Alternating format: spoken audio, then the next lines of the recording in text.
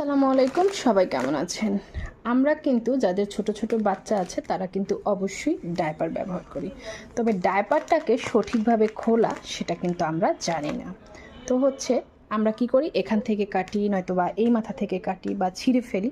But diaper কাটার কিন্তু একটা technique আছে, সেটা হচ্ছে গিয়ে ঠিক ডায়পারটা যে ডায়পারই হোক না কেন দুইটা ভাগ করে মাঝখান থেকে এভাবে করে কেটে নেবেন।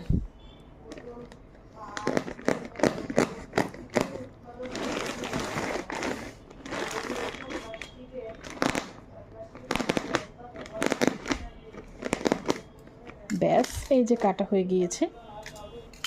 এরপরে ডায়পারটাকে দুটো ভাগ করে নেবেন।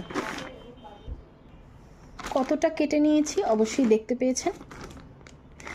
আমি বেশি আরামের জন্য হ্যাপি ন্যাপি ব্যবহার করি, আর যখন বেশ ছোট ছিল তখন আমি নিউ কেয়ার ব্যবহার করতাম। আর যখন ও একটু বড় হয়ে গিয়েছে, নিউ কেয়ার যেহেতু প্যান্ট সিস্টেম পাওয়া যায় না, বেল্ট সিস্টেম থাকে, ও হাত দিয়ে খুলে ফেলতে পারে, তারপর থেকেই গিয়ে আমি নিউ কেয়ারটা ব্যবহার করি।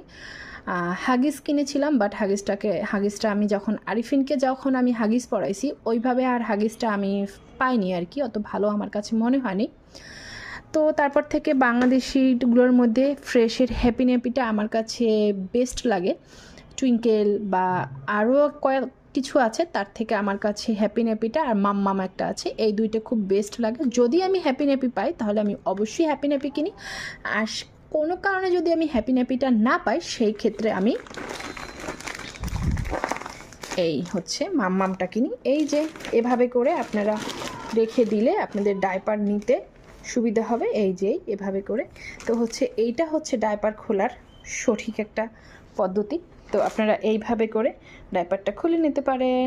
পছন্দ হলে পাশে থাকবেন।